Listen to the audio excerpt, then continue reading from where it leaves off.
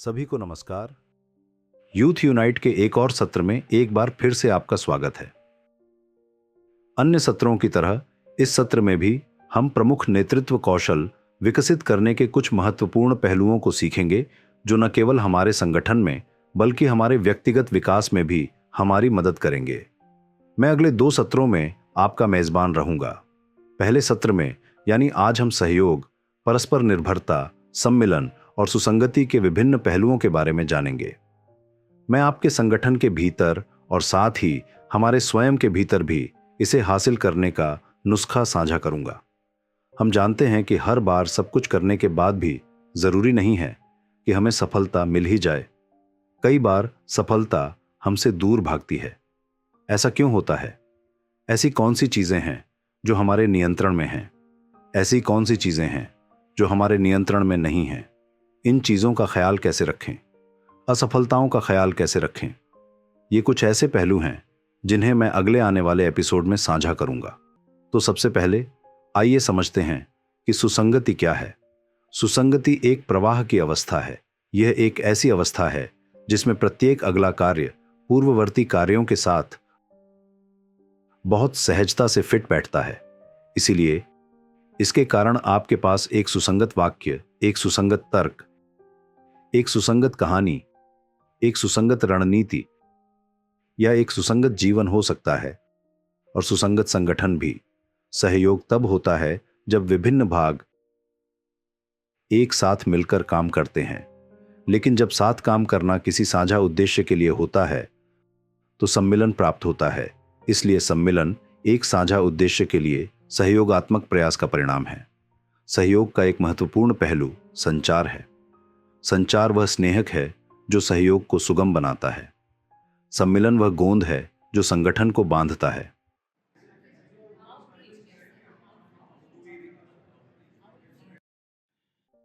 और सुसंगति सम्मिलन के साथ सहयोग का परिणाम है।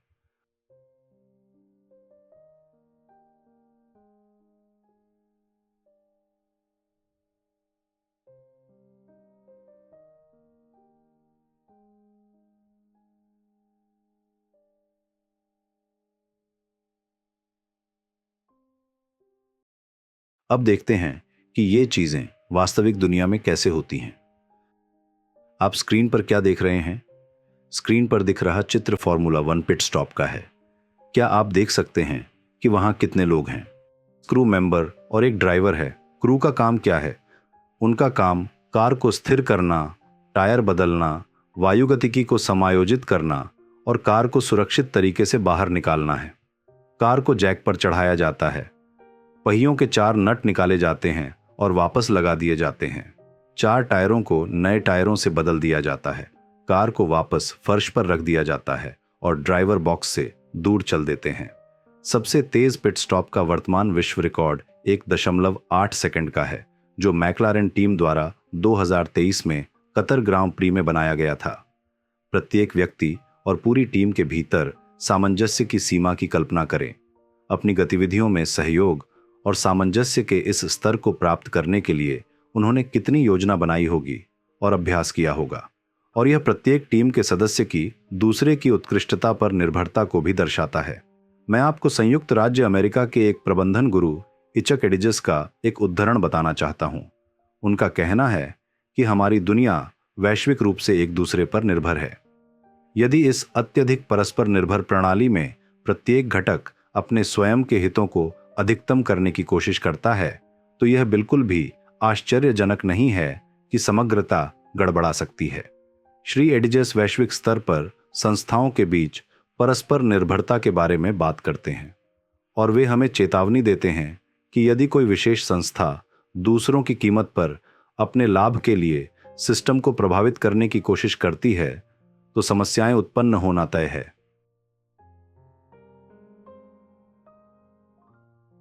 अब मैं आपको अंतर्राष्ट्रीय सहयोग का एक बेहतरीन उदाहरण देता हूं और वह है अंतर्राष्ट्रीय अंतरिक्ष यान या ISS। अंतर्राष्ट्रीय अंतरिक्ष यान कार्यक्रम 1998 में शुरू किया गया था और यह अंतरिक्ष यान 25 से अधिक वर्षों से अभी भी परिक्रमा कर रहा है। यह 15 देशों के बीच एक अद्भुत सहयोग है। 71 अभियानों में 18 देशों के 270 से अधिक अंतरिक्ष यात्री इसका दौरा कर चुके हैं। क्या यह एक साझा लक्ष्य के लिए योजना, सहयोग और सम्मिलन में उत्कृष्टता का प्रमाण नहीं है?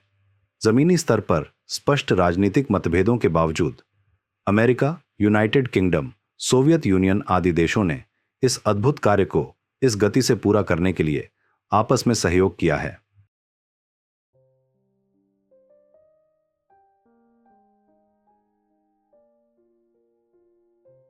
अंतर्राष्ट्रीय सहयोग का एक और बहुत ही रोचक उदाहरण है, जिसे उल्लू शांति परियोजना, आउल पीस प्रोजेक्ट के नाम से जाना जाता है। आप जानते हैं कि छोटे जानवर, खासकर चूहे, किसानों के सबसे बड़े दुश्मन हैं, क्योंकि वे फसल के साथ साथ बीज भी खाते रहते हैं। उल्लू या बार्न ऑल एक ऐसा जानवर है जो चूहों को बड़े चाव से खाता है। दरअसल एक उल्लू एक साल में 2000 से 6000 जानवरों को खाने में सक्षम है। इसलिए यह एक बहुत ही अद्भुत प्राणी है, जिसके द्वारा किसान कीटनाशकों का उपयोग किए बिना अपनी फसलों और बीजों की देखभाल कर सकता है। इसलिए जॉर्डन, फिलिस्तीन और इजराइल की सीमा पर किसानों ने उल्लुओं के घोंसले बनाए हैं और ये उल्लू सीमा के दोनों ओर के चूहों को खाते हैं। अब इस परियोजना को सऊदी अरब, ग्रीस, स्विट्जरलैंड और कई अन्य देशों ने भी अपना लिया है। आप देख सकते हैं कि जमीनी स्तर पर ये देश भले ही एक दूसरे के कट्टर दुश्मन हों, लेकिन जब मानवता की भलाई की बात आती है तो सारे मतभेद मिट जाते हैं, सहयोग किया जा सकता है। तो हमारे लिए सीखने वाली बात यह है कि हम एक ऐसा उद्देश्य या लक्ष्य बनाएं जो किसी व्यक्ति के लक्ष्य या उद्देश्य से कहीं अधिक ऊंचा हो। और जब उद्देश्य या लक्ष्य मानवता के एक बड़े पहलू को शामिल करता है तो सभी मतभेद दूर हो सकते हैं और लोग अधिक सहयोगात्मक, सम्मिलित और सुसंगत तरीके से काम कर सकते हैं। आप में से कुछ लोग शायद पहले से ही किसी संगठन में काम कर रहे हैं। अगर नहीं तो एक दिन आप निश्चित रूप से करेंगे या शायद अपना खुद का स्टार्टअप शुरू करेंगे। अब हर संगठन में बड़ी संख्या में विभाग होते हैं। उदाहरण के लिए वित्त, मानव संसाधन विकास, बिक्री, विपणन, उत्पाद डिजाइन, विनिर्माण आदि। अब अगर ये सारे विभाग अलग अलग काम करें तो क्या होगा? हो सकता है कि वे अपने अपने काम में बहुत अच्छे हों, लेकिन अगर विभागों में तालमेल नहीं होगा तो क्या होगा? क्या संगठन अपने लक्ष्य को प्राप्त कर पाएगा? इसलिए मुझे जो काम दिया गया है उसमें मुझे उत्कृष्ट होना चाहिए। साथ ही मुझे यह भी समझना चाहिए कि यह काम किस तरह से विस्तृत योजना में फिट बैठता है। हो सकता है कि कभी कभी मुझे एक कदम पीछे हटना पड़े। हो सकता है कि मुझे किसी और को काम करने देना पड़े, क्योंकि यही समय की मांग है और देने और लेने की यह प्रक्रिया ही सहयोग है। तो फिर हमें सम्मिलन की आवश्यकता क्यों है? क्योंकि लक्ष्य को प्राप्त करने का यही एकमात्र तरीका है। और सुसंगति क्या है? सुसंगति सोचने का एक तरीका है। सुसंगति वह गुप्त गोंद है जो व्यक्ति को संगठनात्मक उद्देश्य के प्रति जागरूक रहते हुए अपने काम में उत्कृष्टता प्राप्त करने की अनुमति देती है। हालांकि सुसंगति एक दोधारी तलवार है, क्योंकि जब किसी खास विचार और सोच के प्रति बहुत ज्यादा सामंजस्य, बहुत ज्यादा निष्ठा होती है तो बदलाव बहुत मुश्किल हो जाता है। सामंजस्य और सहयोग की बात करें तो एक बहुत महत्वपूर्ण पहलू है सभी को साथ लेकर चलना। और यहां मुझे एक सीख याद आ रही है जो मुझे सिंगापुर में इनसीड में एक प्रबंधन कार्यक्रम के लिए जाने पर मिली थी।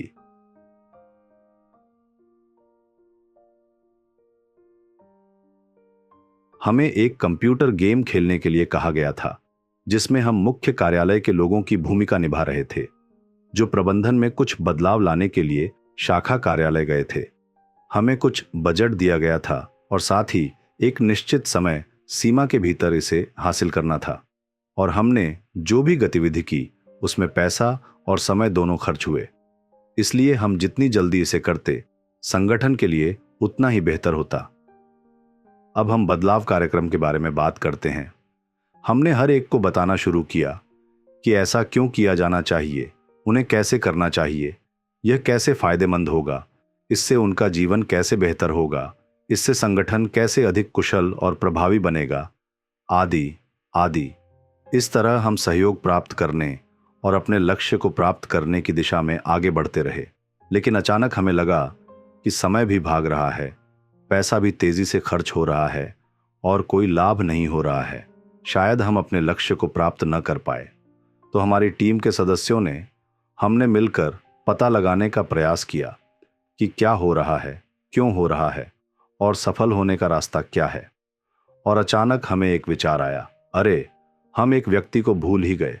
तो यह एक ऐसा व्यक्ति था जिसकी भूमिका इतनी महत्वहीन लग रही थी कि हमने उसके साथ उचित चर्चा नहीं की।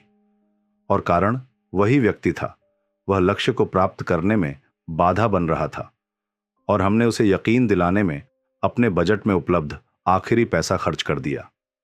फिर जब वह आश्वस्त हो गया तो उद्देश्य या लक्ष्य प्राप्त हो गया और पूरी टीम सिस्टम में बदलाव के लिए सहमत हो गई। अब यह मैंने 2010 में सीखा। अब लगभग 14 साल हो गए हैं और यह सीख मेरे साथ बनी हुई है कि यदि आप प्रभावी सहयोग चाहते हैं तो संगठन में प्रत्येक व्यक्ति महत्वपूर्ण है। किसी संगठन के निर्माण का मूल तत्व क्या है? एक व्यक्ति।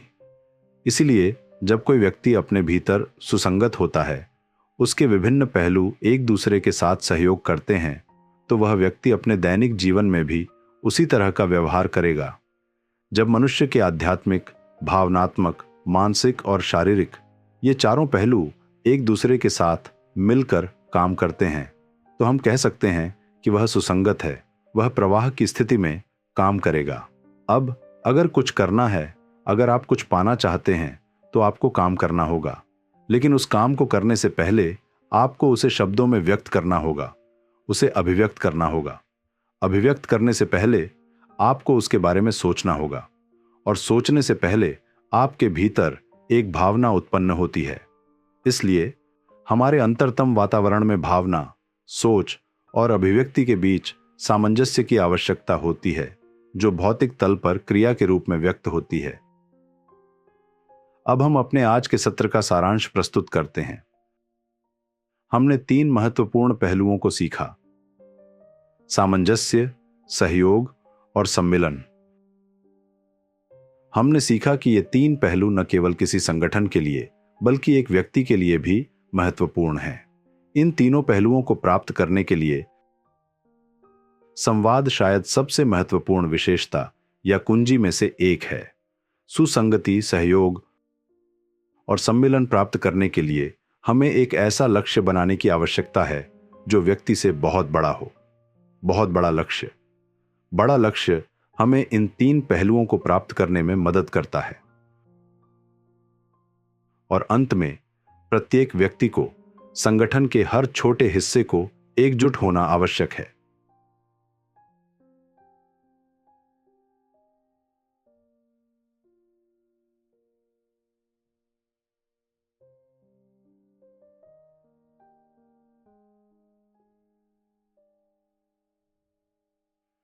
एटकिंस ने अपनी पुस्तक कोहेरेंस में कहा है कि सच्चाई यह है कि अधिकांश आधुनिक व्यवसाय बड़े पैमाने पर इष्टतम से कम हैं, क्योंकि उनमें शामिल व्यक्तियों ने विकास करना बंद कर दिया है। तो फिर व्यक्ति के भीतर क्या विकसित होने की जरूरत है? और सबसे महत्वपूर्ण बात यह है कि उस विकास में कैसे मदद की जाए। तो क्या विकसित होना चाहिए? हमारी सोच को विकसित होना चाहिए, हमारी भावना को विकसित होना चाहिए,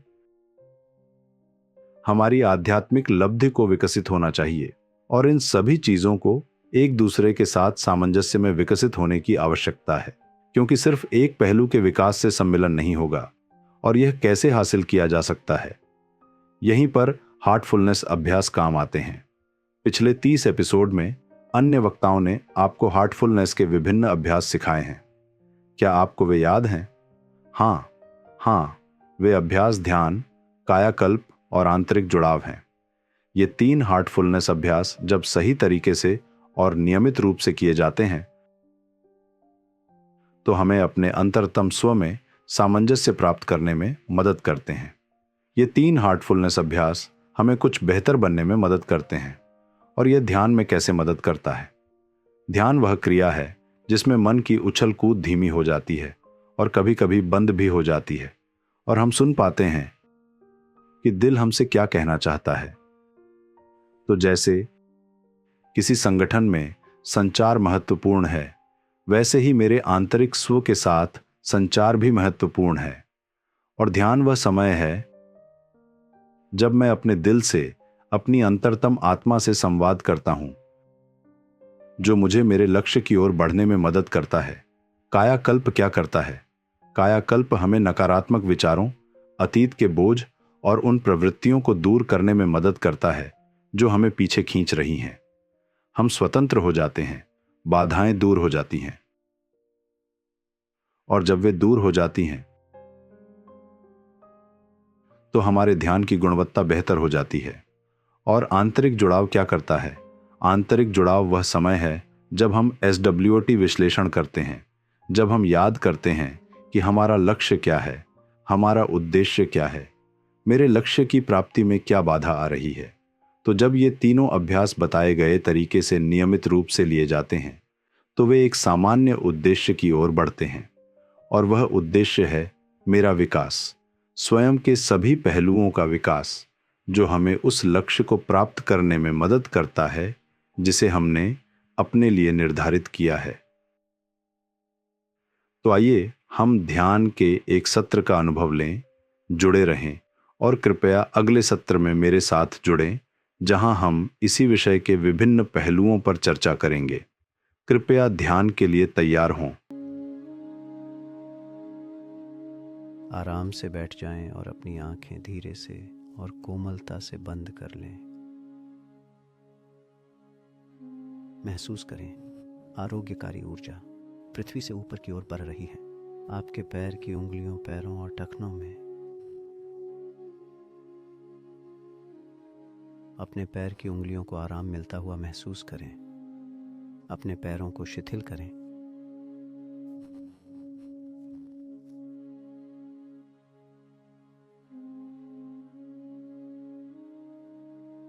महसूस करें आरोग्यकारी ऊर्जा अपने घुटनों तक ऊपर जाते हुए। जैसे जैसे ये ऊपर बढ़ रही है, ये आपकी पिंडली की मांसपेशियों को आराम दे रही है।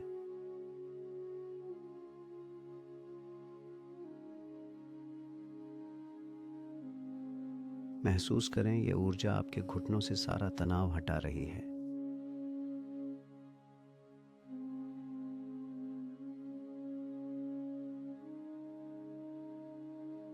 अब यह आपके पैरों से ऊपर की ओर बढ़ रही है, आपकी जांघों में। अपनी जांघों में आराम महसूस करें।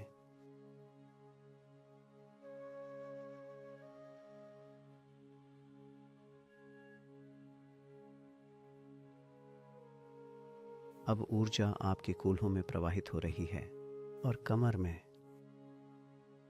उन्हें आराम मिलता हुआ महसूस करें।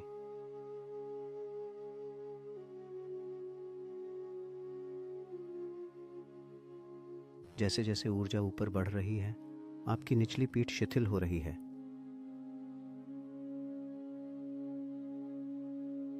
और आपका पेट।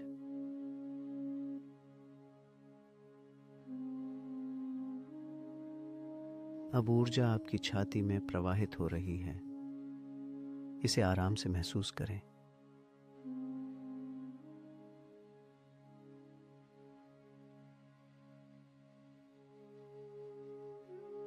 महसूस करें कि ऊर्जा आपकी पीठ की ओर बढ़ रही है और आपके कंधों में। अपनी ऊपरी पीठ को आराम महसूस करें।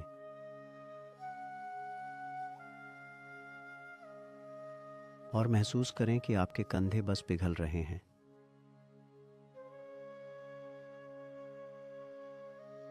ऊर्जा अब आपके हाथों में प्रवाहित हो रही है। वे भी निश्चिंत हो रहे हैं। अपनी कोहनियों से सारा तनाव दूर होते हुए महसूस करें।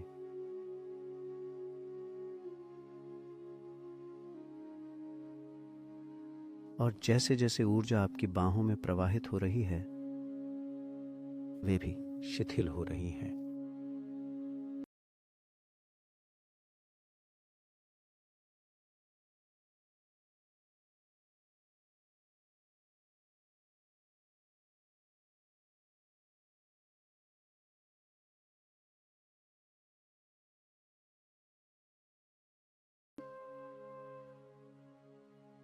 अब अपना ध्यान अपनी गर्दन पर ले जाएं। ऊर्जा ऊपर की ओर बढ़ रही है और आपकी गर्दन की मांसपेशियों को आराम दे रही है।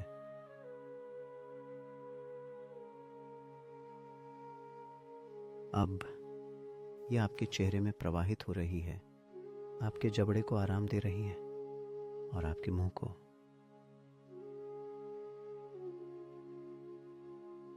ऊर्जा आपकी नाक और आंखों में प्रवाहित हो रही है, उन्हें रिलैक्स कर रही है।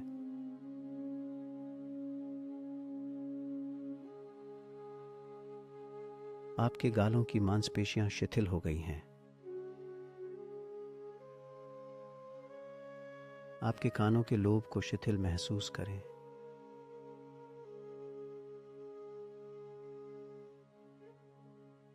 और अब ऊर्जा आपके सिर के ऊपर तक प्रवाहित हो रही है। इसे आराम से महसूस करें।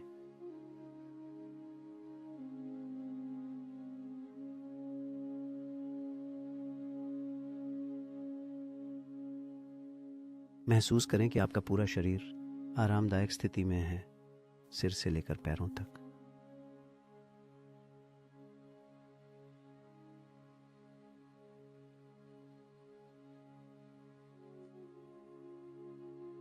अब अपना ध्यान अपने हृदय पर ले जाएं।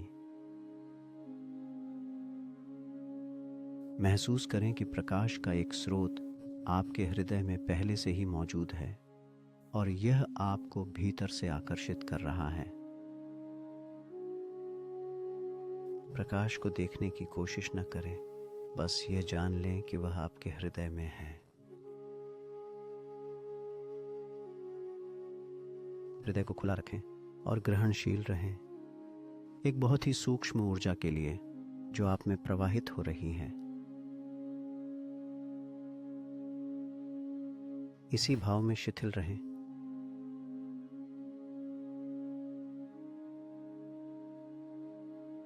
यदि आप किसी भी समय अपनी जागरूकता को भटकता हुआ पाते हैं अन्य विचारों में, तो उनसे संघर्ष मत करिए, उन्हें वैसे ही रहने दीजिए। धीरे से अपने आप को याद दिलाएं कि आप ध्यान कर रहे हैं अपने हृदय में प्रकाश की उपस्थिति पर। अपने आप को अधिक से अधिक भीतर लीन होने दें।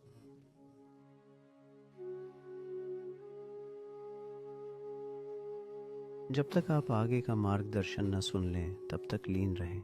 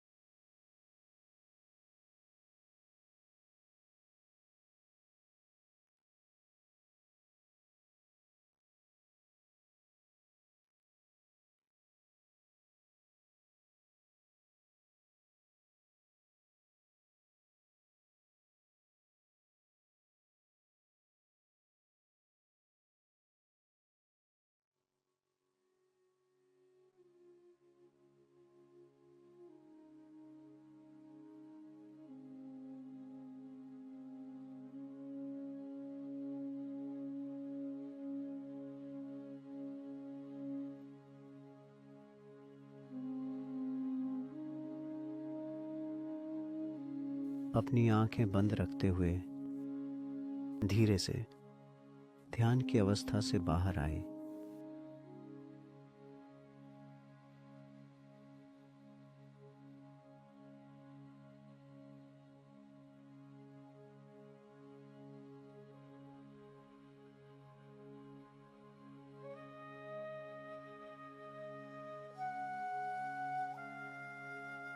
अब धीरे से अपनी आंखें खोलें।